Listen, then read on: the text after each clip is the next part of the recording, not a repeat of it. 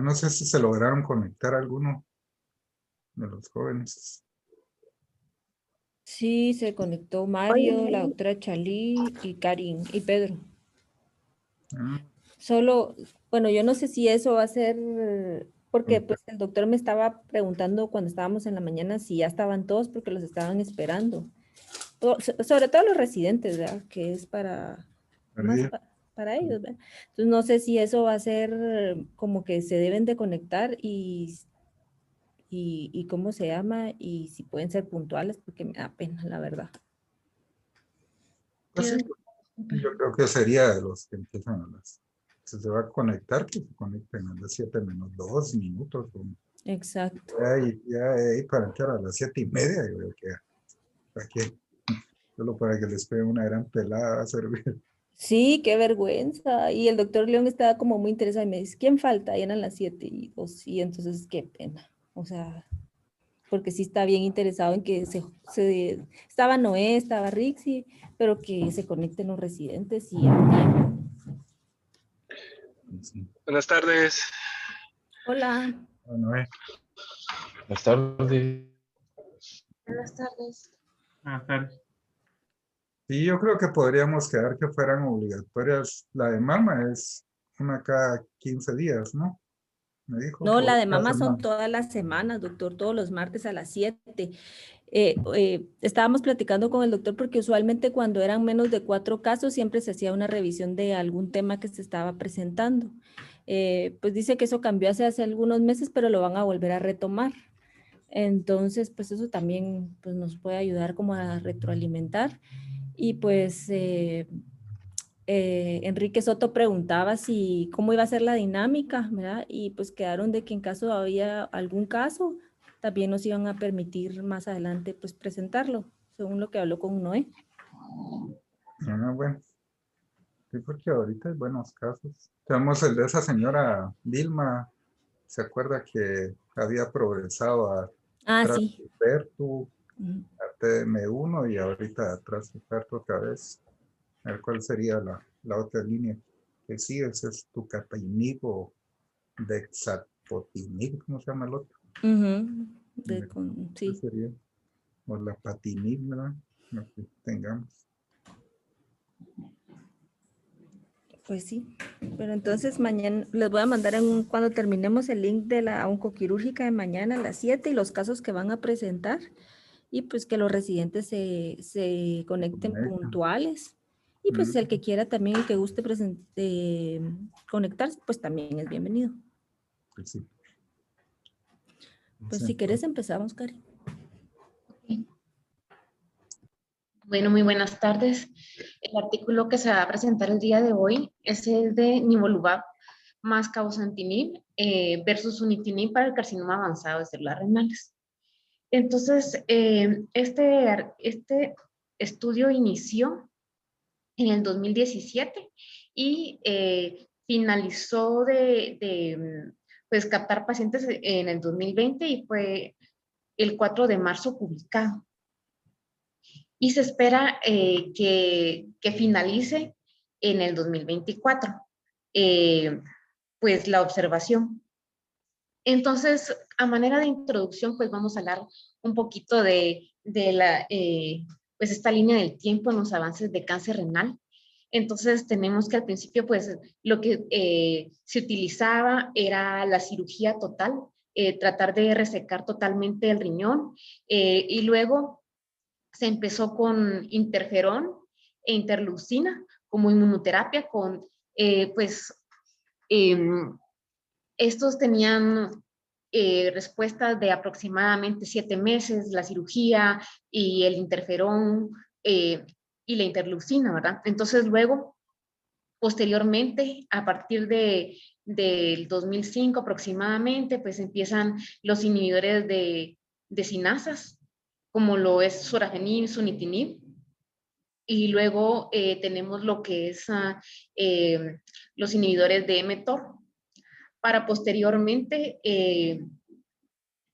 irnos a lo que son los inhibidores de puntos de control, como lo que es pembrolizumab, nivolumab. Entonces, Y aquí en el 2017, pues tenemos este inhibidor de multicinasa, que es el cabozantinib, pero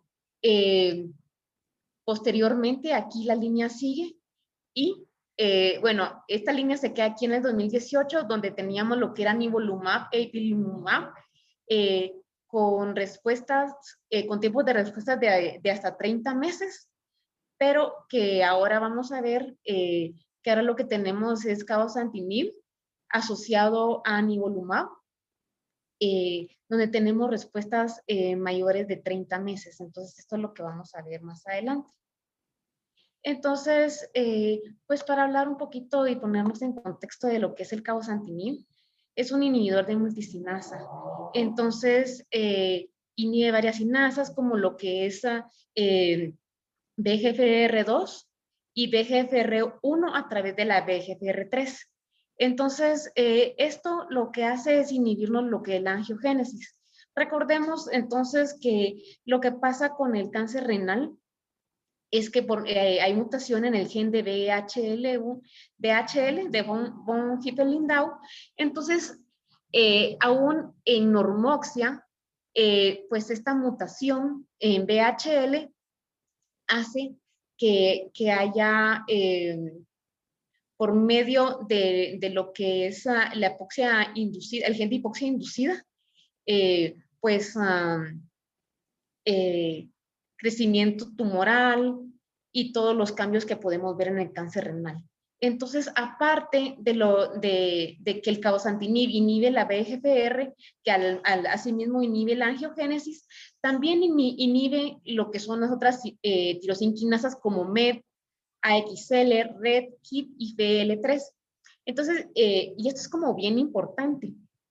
Y ahorita vamos a ver cuál es la importancia de la inhibición de estas otras tirosinquinasas, ¿verdad? Entonces, ¿por qué? Porque si se recuerdan bien, la tirosinquinasa AXL, KIT, que está en los cánceres del gastrointestinal, pues están relacionados con el crecimiento tumoral, la invasión, la metástasis, pero asimismo en lo que es la regulación de la inmunidad del tumor. Entonces, pues lo interesante aquí es que el cabozantinib, además de poder inhibir estas tirosinquinasas, pues tiene otras asociaciones en la supresión inmune en tumor, ¿verdad? Entonces, ¿por qué? Porque inhibe las quinasas TAM. Entonces, ¿qué es esto de las TAM quinasas, verdad? Entonces, pues es, lo que pasa es que es de TAM, viene de T, de tiro 3, AXL y la M de MER, ¿verdad? Entonces, aquí lo que pasa es que AXL y todas estas se encuentran relacionadas con la infiltración y la circulación de las células T y de los CD8. Aparte de esto, pues promueve que la transición de los macrófagos de M2, que son inmunosupresores, a M1, que son inmunoestimulantes. Y también se encuentra en la inhibición, como inhibe lo que es VEGFR2, entonces inhibe, o sea, decrementa la función de las células T reguladoras y de las células supresoras mieloides. Se menciona que estas células supresoras mieloides, mientras más cantidad hay en los tumores, pues más agresivos son los tumores. Y al inhibir MET, entonces, pues también induce pues la expresión de PDL1 y moviliza, bloquea la movilización de los neutrófilos inmunosupresores. Y nuevamente, pues aquí está la inhibición de AXL, que era lo que mencionábamos. Entonces, anteriormente, en las quinasas TAM, y pues entonces, no solo nos inhibe lo que son las tirosinquinasas, en lo que es crecimiento tumoral, angiogénesis, invasión, movimiento, sino que también está asociado en la supresión inmune.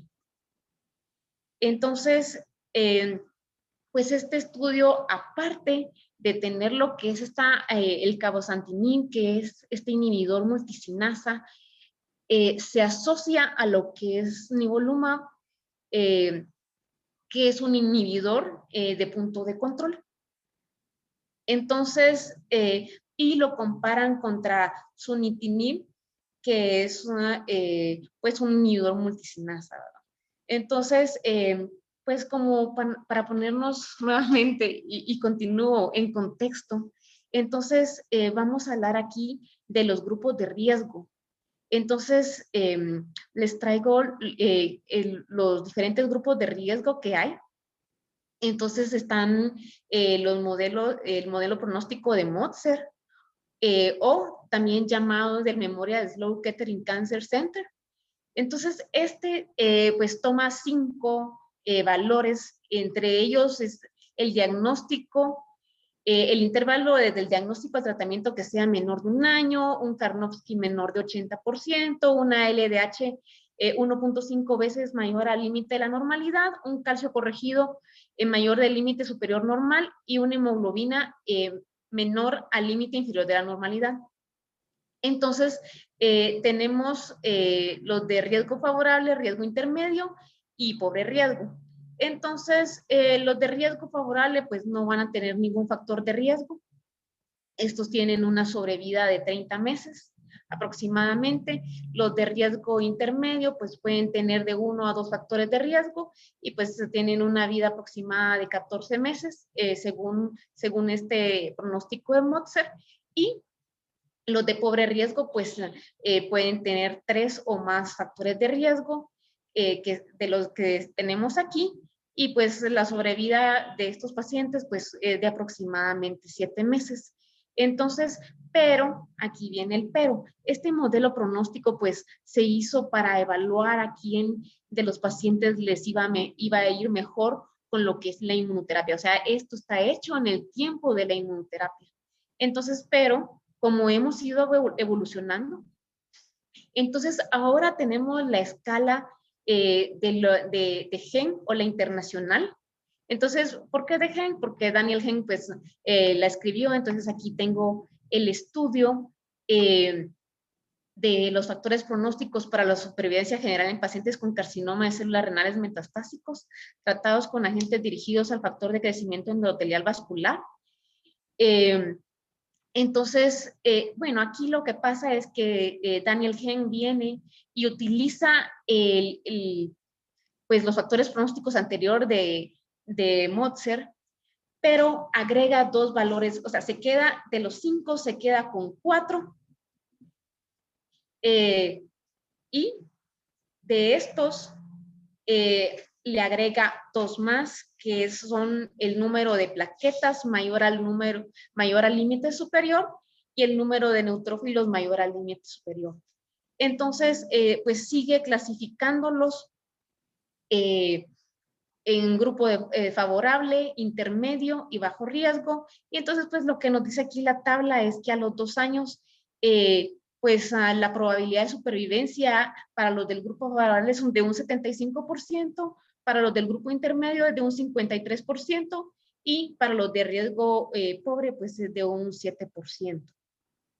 Entonces, pues esas son las principales diferencias entre la de Motzer y la de Genn, pero lo que pues en sí debemos de ver es que esto es como una actualización, porque la de Motzer fue en el tiempo de inmunoterapia como interferón.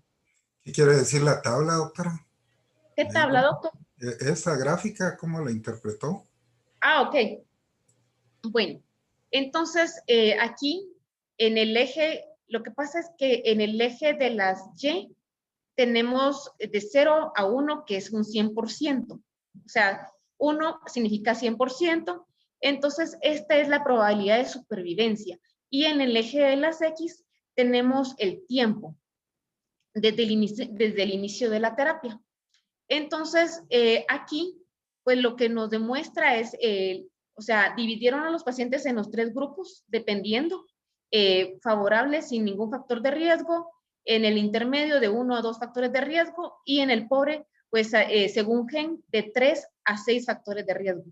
Entonces, los pacientes aquí, ellos pues dividían a los 2 años, lo que se observa es la probabilidad de supervivencia general a los 2 años. Entonces, los de grupo favorable tenían una probabilidad de supervivencia de un 75%. Y los de grupo intermedio de un 53% de probabilidad de estar vivos a los 2 años, y los pacientes que tienen un riesgo pobre de un 7%. Entonces, así es como se explica esta tabla. Fueron 645 pacientes. Sí, ahí está, gracias. Ok. Bueno. Solo una cosa, Karin. Bueno, 2 preguntas. Una, ¿esta escala de Motzer se puede usar con los inhibidores de tirosina quinasa o solo con la inmunoterapia como el interferón? Pues fíjese que lo que mencionan o sea, cuando leí por qué Daniel Gen hizo esta nueva, es que esta solo la utilizaban con inmunoterapia. Entonces, y que esta es para utilizarla con los inhibidores de tirosina quinasa. Realmente eso no es cierto, porque cuando se desarrolló las drogas como el sunitinib, y ahí va la otra pregunta, ¿el sunitinib es antiangiogénico o no? Sí. Entonces, cuando se desarrolló el sunitinib, la mayoría de estudios utilizaron la escala de Motzer, y muchas de las decisiones terapéuticas para utilizar un inhibidor de tirosina quinasa se basaban antes en qué escala de pronóstico se encontraban los pacientes. Porque una de las deficiencias o una de las contraindicaciones o de los problemas reales que da el sunitinib, por ejemplo, es la pobre tolerancia al tratamiento. Es una droga, al ser un multiinhibidor de tirosina quinasa y que inhibe tantas quinasas al mismo tiempo, pues es el de los inhibidores más tóxicos que hay. Entonces, ahí sí tal vez revise bien eso, porque realmente no es completamente cierto lo que usted está diciendo hoy. Ok, doctor, muchísimas gracias. Entonces, ahora para hablar de la metodología de lo que es el artículo. Entonces, pues es un artículo, este artículo es un estudio de fase 3, aleatorizado, internacional, multicéntrico y abierto. Se realizó en alrededor de 18 países y tenía un alfa de 0.5 bilateral. La aleatorización fue 1 a 1, fueron 638 pacientes. La estratificación se realizó por grupo de riesgo, expresión de PD1 y región geográfica, Estados Unidos versus las demás regiones. Y las pruebas estadísticas realizadas fueron para ver la supervivencia general y la supervivencia libre de progresión, pues se utilizó Kaplan-Meier. Entonces, en el punto final primario, pues la supervivencia libre de progresión fue el punto final primario, y en los puntos finales secundarios se observó la supervivencia global, la respuesta objetiva y la seguridad. La mediana de seguimiento fue de aproximadamente 18 meses y la mediana de supervivencia libre de progresión fue de 16 meses para cabozantinib más nivolumab versus 8.3 meses para lo que fue sunitinib. La probabilidad, entonces aquí yo me preguntaba por qué me habla primero de mediana y luego pues me cambia porcentaje. Entonces, y pues luego lo vamos a ver, pero sí quiero hacer como la observación. Entonces aquí luego me dice la probabilidad de supervivencia global a los 12 meses es de 85 para cabozantinib más nivolumab y del 75% para sunitinib. Tuvimos una respuesta objetiva del 55% para cabozantinib nivolumab versus un 27% para sunitinib con una P significativa menor a 0.001. En los efectos adversos se observaron un 75% de efectos adversos generales en lo que fue cabozantinib nivolumab versus un 70% para sunitinib.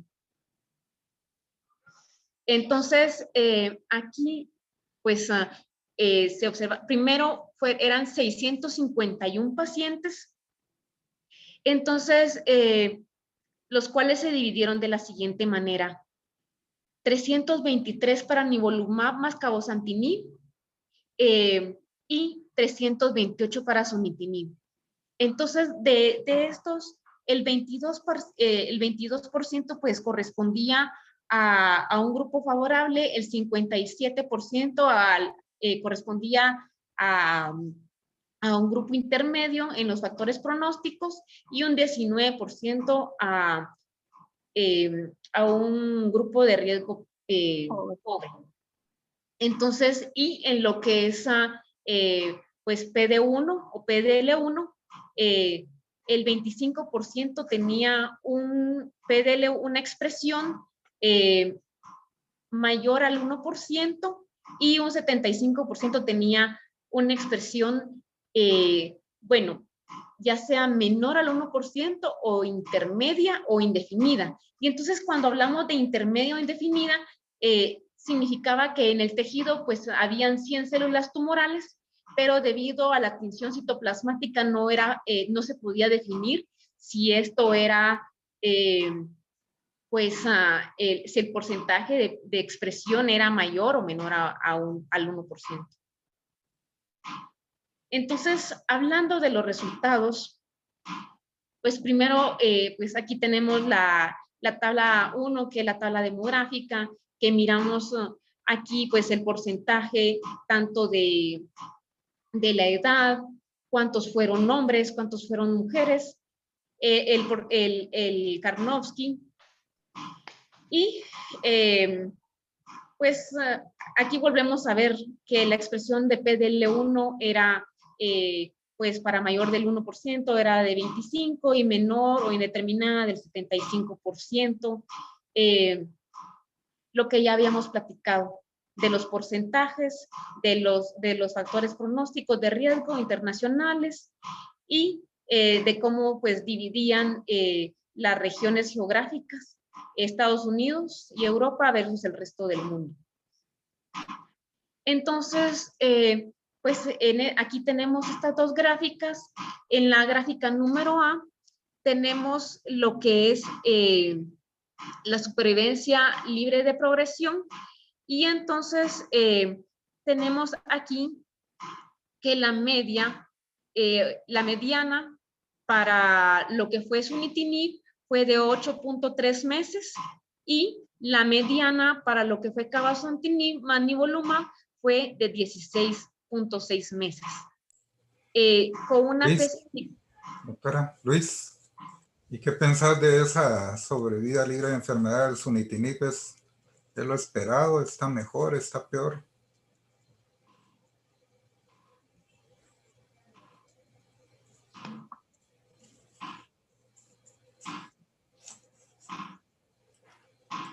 Luis. Ahí está.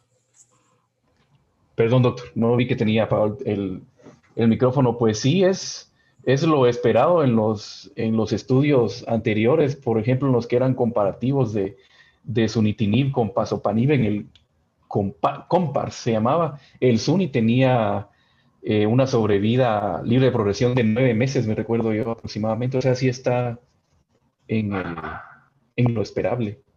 Sí, está bueno. Dele, Karen. Gracias, doctor. Entonces, la cuestión es que lo otro que es como interesante es que hay una disminución del riesgo de muerte o de progresión de un 49%. Y aquí en la gráfica B tenemos la supervivencia global o general. Entonces, y aquí está la explicación del por qué yo no entendía ¿por qué luego de estarme hablando de medianas, ahora hablábamos de porcentajes? Entonces, ¿por qué? Pues porque ni con nivolumab más cabozantinib, ni con sunitinib se llegó a la mediana. Entonces, aproximadamente fue del 85% para lo que fue cabozantinib y nivolumab, la probabilidad de estar vivo a los 12 meses y de un 75% para sunitinib. Entonces, con una P significativa de 0.001. Pedro, ¿podrías hacer por favor? Claro. Y aquí, ¿cómo nos explicarías vos estos intervalos, Pedro? En la gráfica número A, dijo la doctora. ¿Cómo explicarías ahí? Pues donde ella cabal lo señaló ahí, dibujó cabal donde es como el punto de quiebre, por decirlo así, que se vio que los pacientes solo con sunitinib a los 8.3 meses pues ya progresaban o fallecían, es lo que decía el estudio. Entonces se vio como que antes de y los datos son los que quiero que interpretes, donde dice mediana del 95, un intervalo de confianza. Ahí ¿cómo lo entendés? Entonces lo que dice es que si uno utiliza el nivolumab con cabozantinib tiene 0.51 veces menos riesgo de fallecer en comparación con el sunitinib. Entonces, con una mediana de que el paciente vaya a fallecer a los 16 meses o progrese la enfermedad. ¿Alguien ahí que quiera reforzar a Pedro? ¿Sí es? Los intervalos de confianza son los datos extremos. Recordemos que está la totalidad de los datos, como decía el doctor Ranero, los que viven menos y los que viven más. Entonces la mediana es lo que se observa aquí al llegar al 50%, pero los intervalos son respuestas que van en el grupo experimental desde 12.5 hasta 24.9 meses. O sea, uno de los pacientes progresó hasta. Por eso es que van los intervalos de confianza. No. Generalmente un intervalo de confianza es una medida estadística que se hace con un nivel de confianza en base a la media y a la medida de dispersión que se utilice para calcular el intervalo. Generalmente esta medida no tiene, esa es como la creencia popular de que el dato más alto o el dato más bajo es el que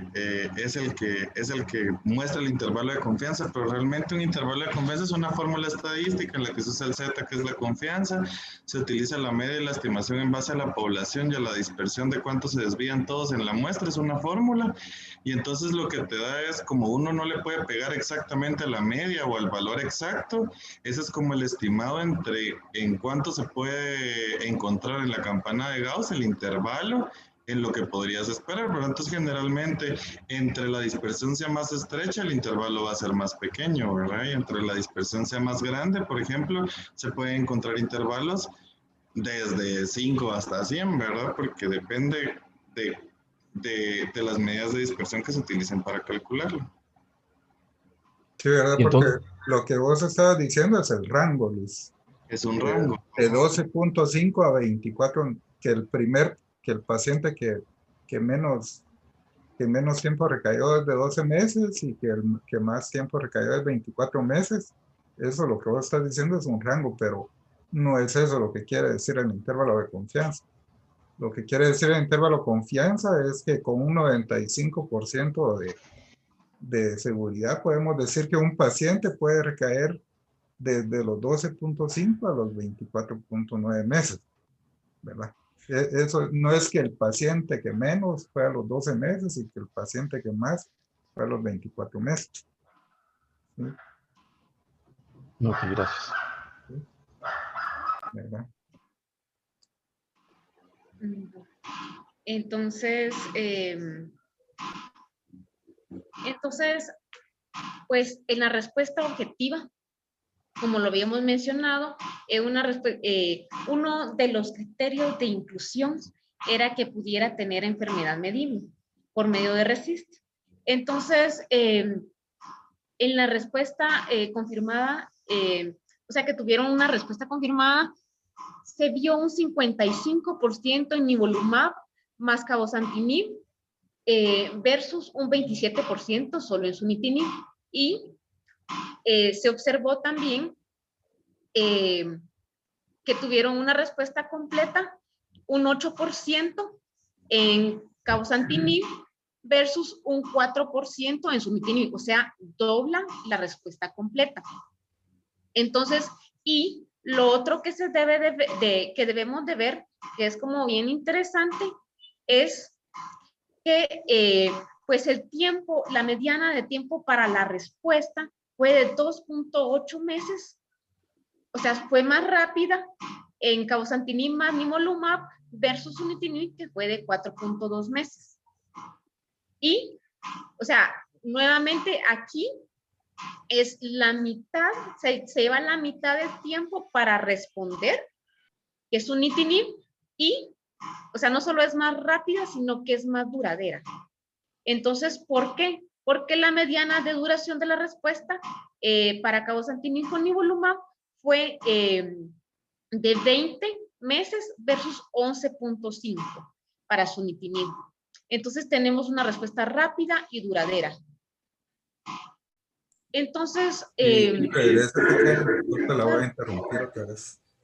Y ahí, doctora Chalí, ¿cómo se llaman esos criterios de la respuesta? Los criterios de RECIST. Y recuérdenos, porfa. ¿Y qué versión es el que usamos nosotros? No me recuerdo, pero de encontrar los criterios es que tenga los criterios es que tiene respuesta si tenemos una disminución de un 25%, si no me recuerdo mal. Y esa respuesta es... ¿Puedo hablar? Los criterios de RECIST es la versión 1.1, entonces eso, si me dice una respuesta completa, entonces la lesión medible tiene que estar arriba de 10 milímetros o 1 centímetro, entonces la respuesta completa quiere decir que todas esas lesiones ya no se van a hacer en la tomografía control. La respuesta parcial es que hayan disminuido un 30% las lesiones medibles. La enfermedad estable es que no haya ni avanzado, ni haya aumentado ni disminuido. Y la enfermedad progresable es cuando las lesiones aumentan un 20% o hay lesiones nuevas. Y entonces aquí, ¿qué te interesaría más? ¿La velocidad de la respuesta o el tiempo en que se mantiene la respuesta? ¿O en qué pacientes te interesaría más que tienen una respuesta rápida?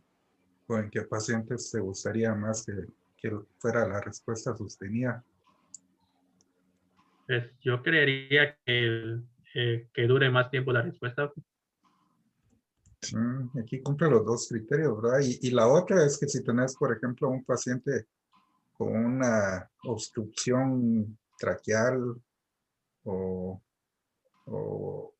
alguna que esté causando una obstrucción intestinal o que produzca mucho estreñimiento, ahí sí te interesa la velocidad de la respuesta, ¿verdad? Que es contrario que lo que pasa con el inmuno que ya hemos revisado, ¿verdad? Que las respuestas a veces no son tan rápidos, pero son más sostenidas con respecto al tiempo hasta que llegan a una meseta, ¿verdad? Ya me estoy metiendo, doctora Jennifer. Dele, mejor. Dele, doctor. Dele. Y entonces lo que tienen que ver ustedes en muchos estudios es que medir la respuesta objetiva, ¿verdad? Que ahí no te dan el porcentaje de la respuesta, sino que se va sumando y que fuera en una etapa 4, Pedro, y tenés, porque cada cuánto le medimos la respuesta a los pacientes. Cada 6 meses con tomografía, ¿no? ¿Cada cuánto? cada 6 meses. Uy, mucho. Depende, perdón, igual aquí dependiendo de la respuesta, digamos, si nos está diciendo que sunitinib Ah, tuvo una respuesta, digamos, promedio a las 4 meses, y la terapia dual cada 2.8 meses, pues en esto del rango sería cada 3 meses, ¿verdad? En promedio para ver esto, porque así más aproximadamente son las tasas de respuesta. Así que estamos midiéndolo cada 3 meses. ¿Y una respuesta estable, Pedro, será una buena respuesta o una mala respuesta? sí, porque no progresó la ¿Cómo pensás vos enfermedad. que a veces un cirujano le dice, ah, puta, no sirvió ese su tratamiento, solo que no le bajó nada al tumor? ¿Vos qué Lo le que pasa dirías? es que el objetivo del cáncer, doctor, es detenerlo. Entonces, pues sí que tuvo una respuesta, ¿no? Porque o sea, lo que se evitó es que progresara y recordando que el cáncer lo que va a matar al paciente es la metástasis.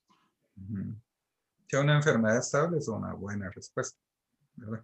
Sí, es parte del componente de la tasa de respuesta objetivo, la enfermedad estable, parcial o completo. Entonces, si tiene enfermedad estable, es parte del objetivo terapéutico. Bien. Pues adelante, doctora. Bueno, entonces, pues esta tabla habla sobre los subgrupos y la supervivencia libre de progresión. Entonces aquí pues lo que querían demostrar en el estudio es que se evaluaron los diferentes o se compararon los diferentes subgrupos y que sin importar la expresión, sin importar el grupo de pronóstico de riesgo, sin importar la expresión de PDL1, sin importar el Karnofsky y las metástasis óseas en todos los subgrupos, pues fue mejor nivolumab más cabozantinib versus sunitinib. Entonces, pues es como, pues para ver aquí, tenemos aquí lo que es los grupos de riesgo y sí, en los 3 grupos, pues es igual, solo que quisiera pues enfatizar que fue mejor, mucho mejor que en los otros 2, en los que tenían un grupo de riesgo pobre y que a pesar de la expresión mayor al 1% o menor al 1%, pues también fue mejor nivolumab más cabozantinib, pero recordemos que esta es una terapia combinada, que esto no solo es inhibidores del punto de control, sino que también aquí tenemos un inhibidor de multicinasa y que posiblemente esta expresión de PDL1 indeterminada posiblemente podría haber sido un PDL1 con una expresión mayor del 1%. Entonces, otra de las cosas, pues también vemos el Karnofsky, que a pesar de que tenían un Karnofsky de 70, pues también tuvieron una mejor respuesta con una terapia combinada. Y ahora vamos a ver la siguiente tabla. Aquí ya no es tan igual. Entonces aquí lo que podemos ver es la supervivencia general. Solo, Karin, perdone, en la anterior, usted dice que en los grupos de riesgo se beneficiaron los 3. ¿Está completamente segura? Bueno, su pregunta, pues aquí podríamos decir que en el grupo del grupo favorable, al tener o al pasar el 1, pues ya no es pues tan confiable porque porque no es significativamente estadístico, podríamos decirlo, con el grupo favorable. No sé si eso entonces, replanteando lo que usted dijo, no es cierto, ¿no? Entonces ahí habría que hacer esa salvedad nada más. Ok, doctor, gracias. Bueno, y pues aquí volvemos a ver lo que el doctor Noé pues nos estaba comentando anteriormente, de cómo en el grupo de riesgo favorable de GEN, pues el grupo no se ve tan favorecido con lo que es nivolumab más cabozantinib, versus sunitinib. Entonces, esto no es estadísticamente significativo. Tampoco el grupo intermedio. Esto es para supervivencia general. Recordemos que en supervivencia general no alcanzamos una mediana. Y también lo otro es la nefrectomía previa. Esto es en supervivencia general. Entonces, aquí ya no vemos la misma respuesta favorable que habíamos visto en todos los subgrupos anteriormente. Entonces, ahora hablando sobre lo que son los eventos adversos. Muy bien. Entonces, en eventos adversos, pues dice que hablando de cualquier tipo de evento, el 99% de los pacientes, tanto en nivolumab más cabozantinib versus sunitinib, los dos presentaron cualquier tipo de evento adverso. Sí se observó más diarrea en lo que es cabozantinib más nivolumab. También se observó más hipotiroidismo. Recordemos que aquí tenemos lo que es nivolumab. Bueno, y aparte cabozantinib, que es un multicinasa, y tenemos el nivolumab, que es un inhibidor del punto de control. Entonces, pues ambos pueden darnos lo que es el hipotiroidismo. Observamos que no por ser terapias dirigidas no vamos a presentar náusea, pero se observó más náusea en lo que fue sunitinib. Y pues menciona que de estos pacientes, debido a los efectos adversos, un 19% de los pacientes tuvo que descontinuar uno de los dos medicamentos, ya sea nivolumab o ya sea cabozantinib. Y un 16% debido a los efectos adversos del sunitinib tuvo que descontinuar el sunitinib, ¿verdad? Entonces, de nivolumab, un 6% de los pacientes lo descontinuaron, y del cabozantinib lo descontinuaron un 7%.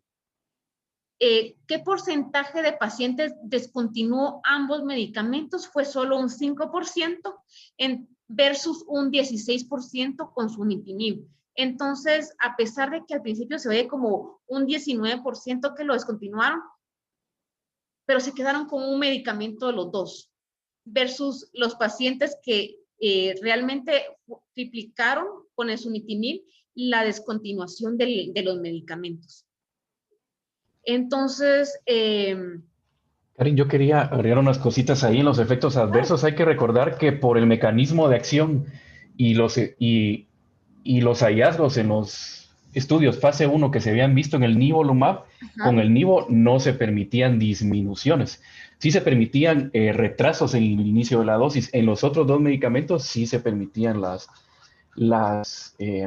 ¿cómo se llama? Las disminuciones. Un 56% de los pacientes tuvieron reducción de cabozantinib comparado con un 51% de suni. O sea que sí es más tóxico el cabo. E incluso los efectos adversos grado 3 relacionados al tratamiento como tal, sí fueron mayores en el grupo experimental. Es un 60 versus un 50. Entonces sí, aunque sí es aceptable, sí es mucho mayor. Sí, estoy de acuerdo con lo que usted menciona. Sí menciona el estudio que hubo una reducción de dosis, tanto en cabozantinib y en sunitinib, pero no redujeron el nivolumab. Pues recordemos que tenemos un medicamento asociado. Entonces, yo creo que a pesar de que tal vez sí se disminuyó más en cabozantinib la dosis, pero recordemos que teníamos asociado el nivolumab y pues yo creo que eso le da un plus, a pesar de que sí haya habido un mayor número de reducción en este grupo. ¿Y cada cuánto me dirías, Mario, la tiroides, Mario?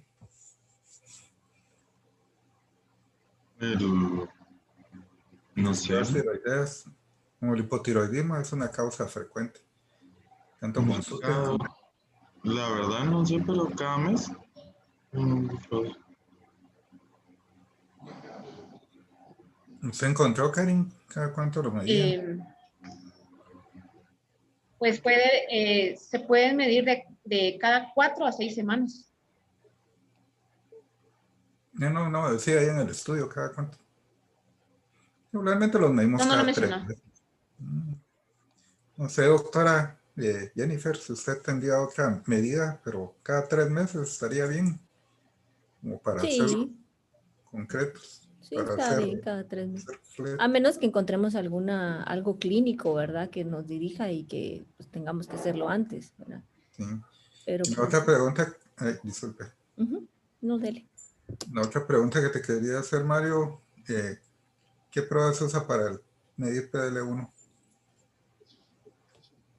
en el estudio se usó bueno, no me acuerdo cómo se llama específicamente la prueba, pero, o sea, era la expresión se tomaron 100 células y de esas 100 células se medía el porcentaje de la expresión de PL1 y entonces se medía cuánto, o sea, qué porcentaje Pero de 100 es células. PCR, es FISH, es Es que dice inmunoensayo, no sé qué, pero no decía si era ELISA, FISH. O sea, si es para marcar un anticuerpo, tiene que ser ELISA, pero no estoy seguro. Era inmunohistoquímica. es por inmunohistoquímica. Esa es la prueba más frecuente. ¿Y cuál es el manejo de la disgeusia?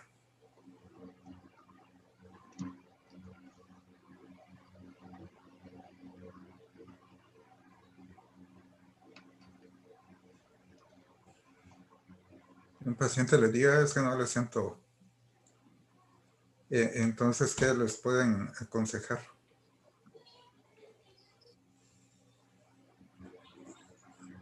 Yo no sé. ¿Les pueden aconsejar qué? No se lo puede decir. ¿Y qué opinas, Mario, del diseño del estudio? ¿Es un estudio de no inferioridad? ¿Es un estudio de superioridad? ¿Es de una cola? ¿Es de 2 colas?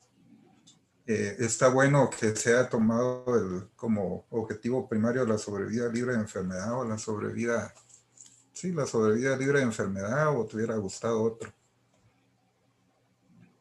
Como es una enfermedad metastásica, generalmente, pues, sobrevida libre de progresión es un buen parámetro. Todos, ¿verdad? Pero generalmente es lo que se busca, ¿verdad? Sobrevida libre de progresión. En la primera o en las líneas subsecuentes, pues, suelo. O sea, Sí, pero ¿por qué?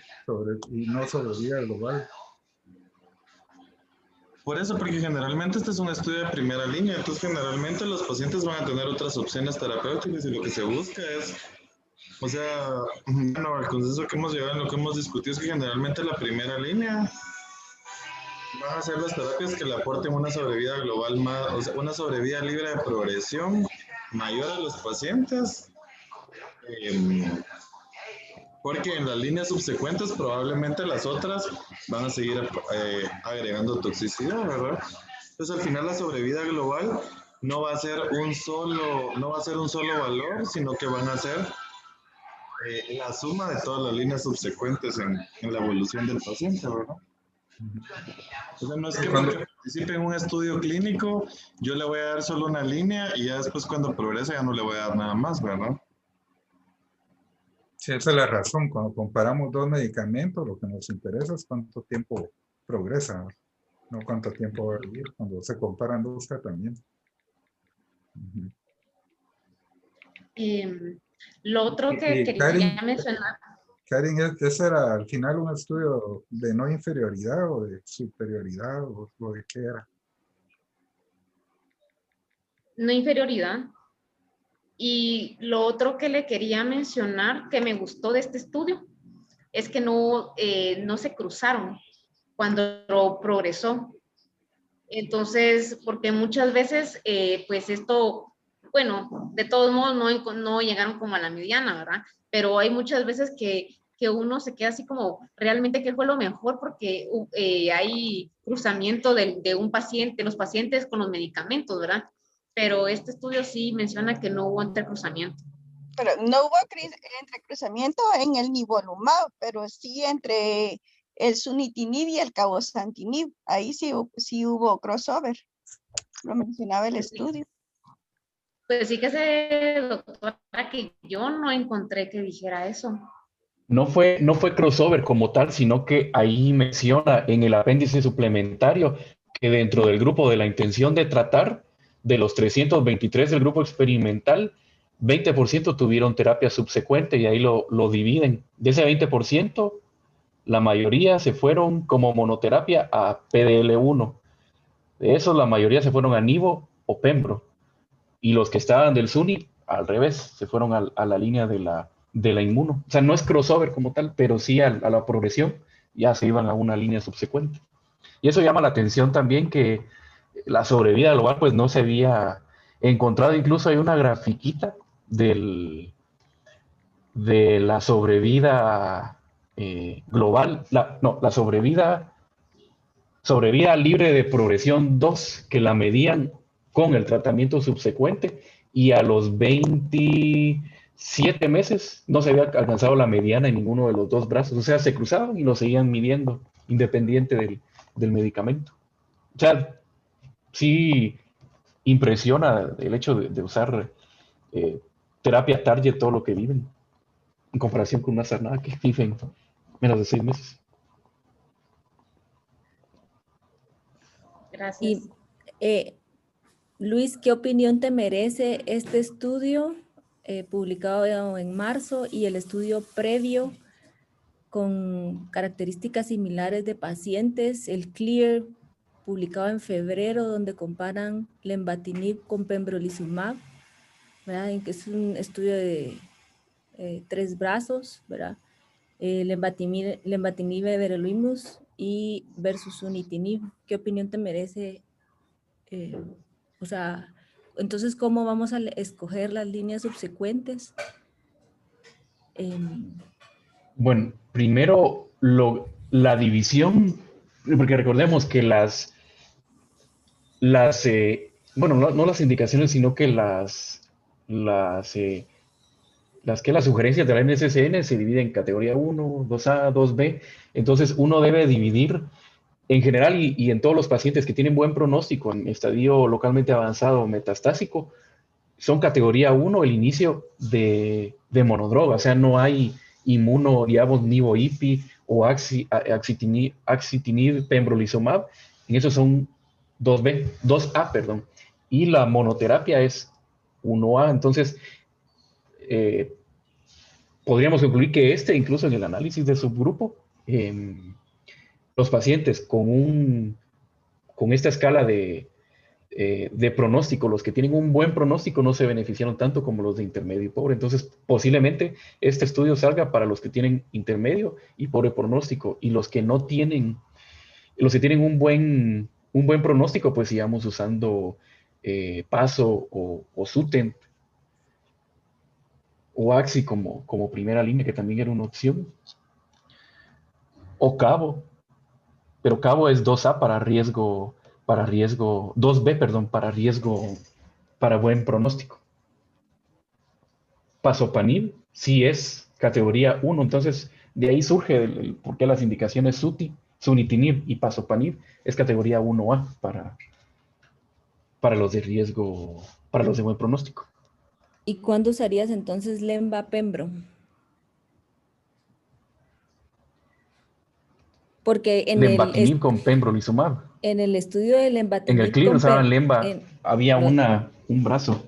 Correcto, y que vivían tenían una mediana de supervivencia libre de progresión de 23.9 meses, sí. Correcto.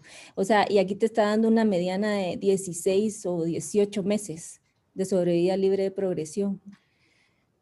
Entonces, o sea, ¿qué pensás de esto? O sea, entonces, ¿voy a usar el que me dé menos supervivencia libre de progresión o en base a qué voy a escoger dar este o el otro?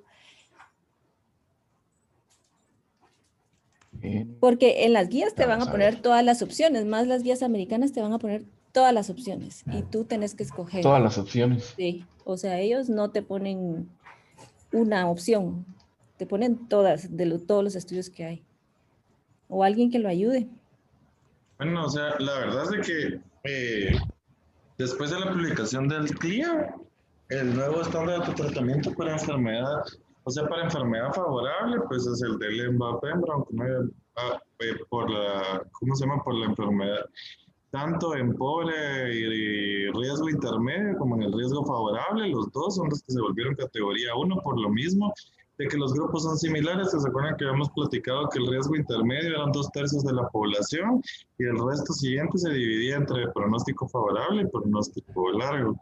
Ahora, si los efectos adversos son similares, si los pacientes igual tenían,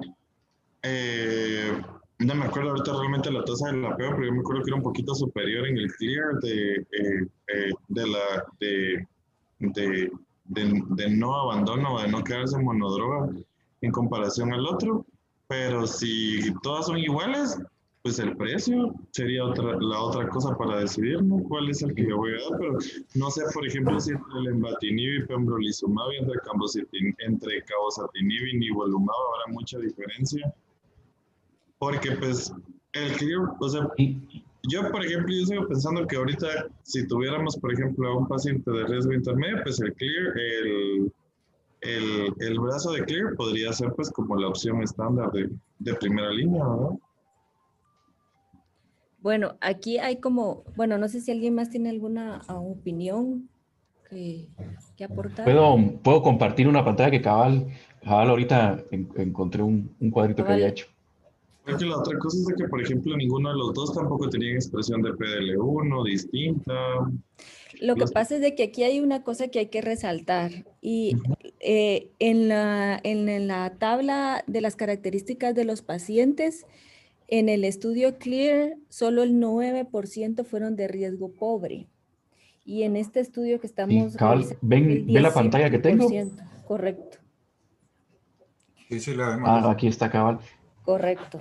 Entonces, cabal, a diferencia es el 9% de pobre y en estos... 18%. En estos es, sí, 18. Exacto, casi 19%. Entonces está más distribuido de menos y de intermedio pronóstico.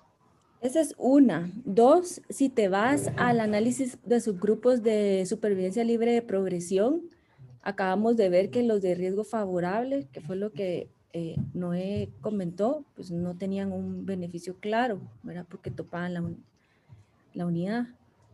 Mientras que en el otro estudio de CLEAR, ¿verdad? El CLEAR, todos están a favor de utilizar Lenva-Pembro.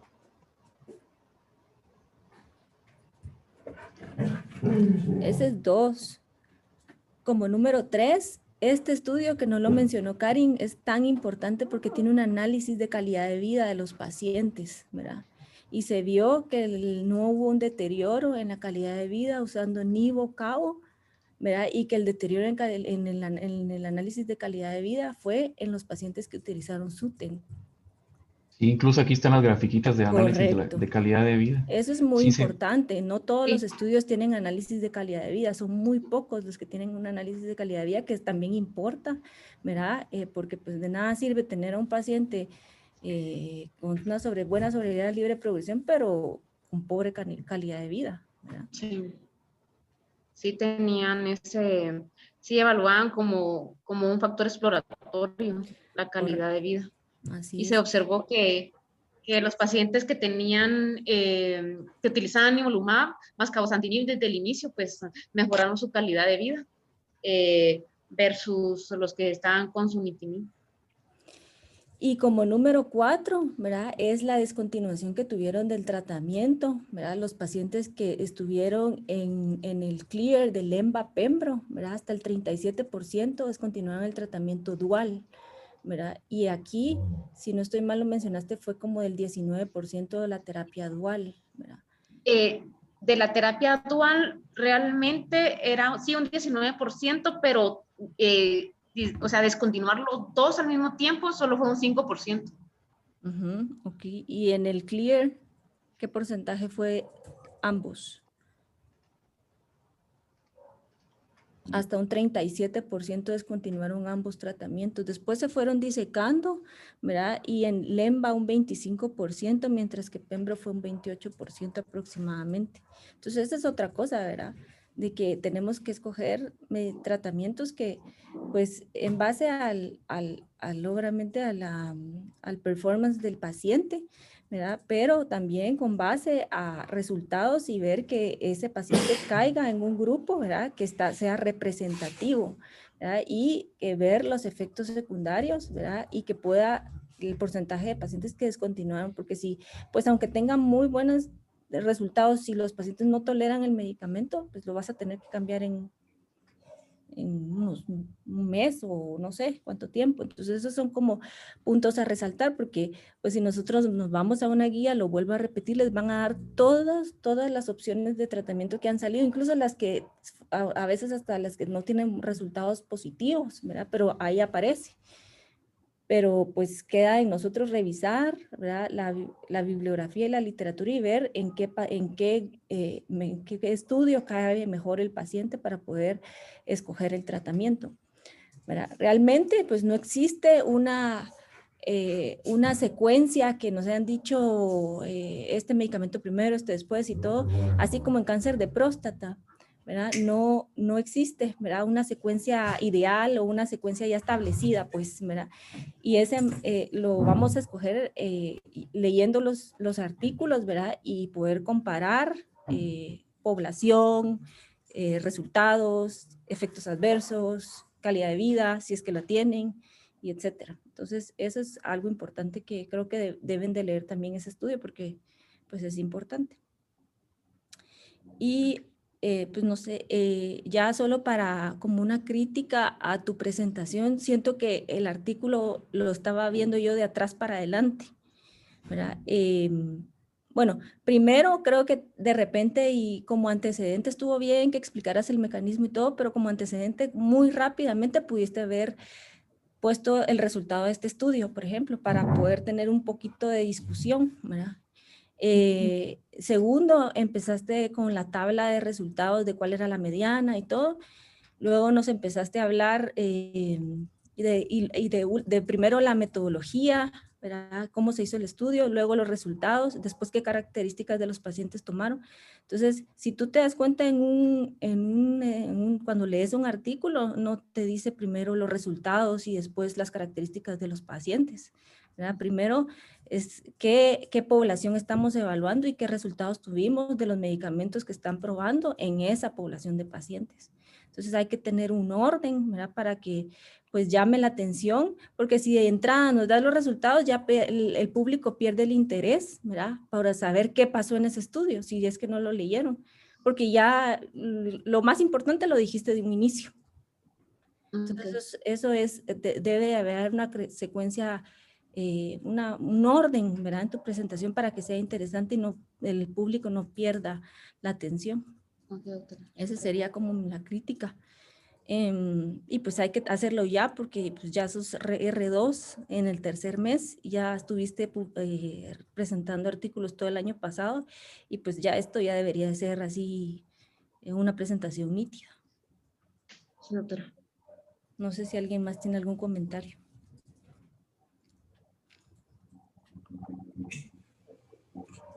Yo, no quieres comentar algo. Luego me siento que solo yo hablo.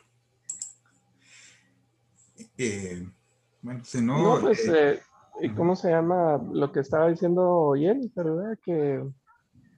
Que pues sí fue un poquito como de atrás para adelante, y lo otro que también, lo que le estaba comentando a Jennifer también, de que tener como antecedentes de los estudios, ¿no?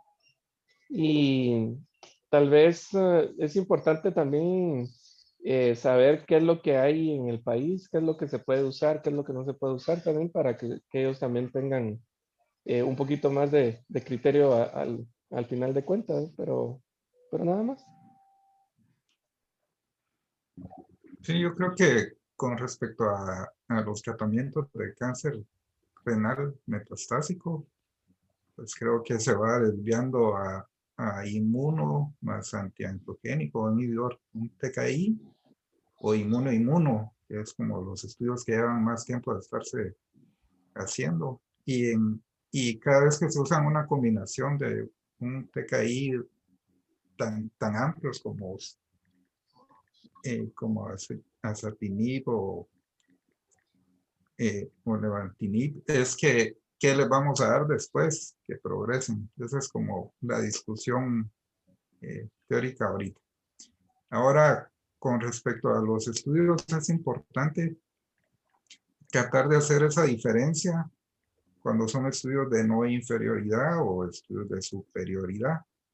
La diferencia es que cuando yo quiero que sea de no inferioridad, lo que me interesa probar a mí es que mi tratamiento de investigación no es peor que el estándar. Ahí estamos bien, eso sí está claro. ¿Sí? ¿Sí? ¿Estamos bien? Entonces esa parte sería de una o de dos colas.